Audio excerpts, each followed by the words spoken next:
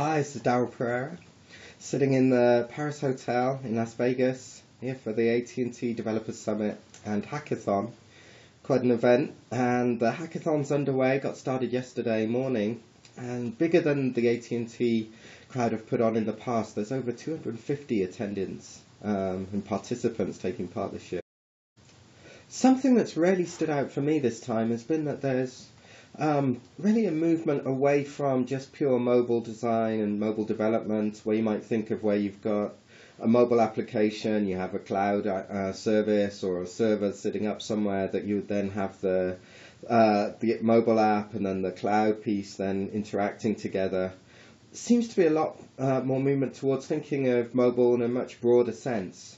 On the one hand, we're seeing things such as the idea of second screen TV, interesting, Uverse being part of AT&T, running part of the hackathon where they're asking developers to really build on a platform that would allow something like a mobile device to interact with something like a TV. And what are the possibilities? What could you do with that? How could you control the TV using the device? How can you get into the whole second screen world of being able to build on and augment the TV experience using mobile devices, and really a lot of movement in that space. On the other hand, another partner here is GM, General Motors, and what they're doing is really looking at then in terms of the idea of incorporating mobile and how mobile plays with the whole idea of our driving experience and the time we spend in our cars. On the other hand, this being an AT&T conference, interesting to see all the developments that are going on around mobile and voice communications.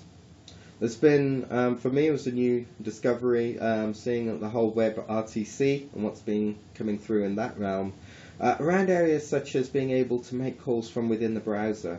So as more and more of us, for instance, will perhaps be using browsers in a mobile environment, let's say on a tablet, like I'm doing this recording, you'll then have the option to be able to, if you're browsing and you come across a service, you can either call directly from the browser and not have to interact with a telephone app on the tablet or on your phone, or you can also then use that for all kinds of services. They're challenging developers to think in what kind of directions you might take some of this call monitoring or a service in which you've got a server which sits in between somebody that's making the call and somebody that's receiving the call. Things such as translations could be handled that way.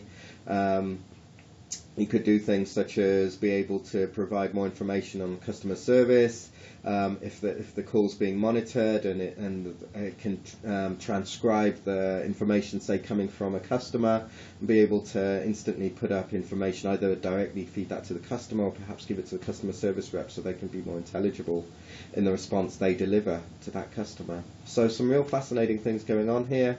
Today it's Sunday. We're going to complete the hackathon later today. I think a lot of these developers may have been up all night, so could be a little on the tired side.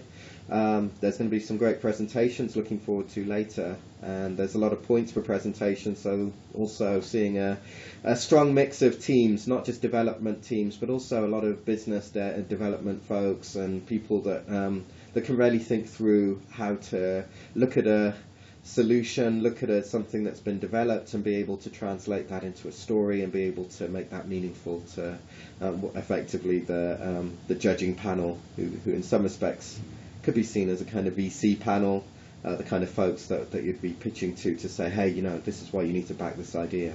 So look forward to more recaps in terms of later footage. But this is Daryl Pereira from DeveloperWorks team signing off.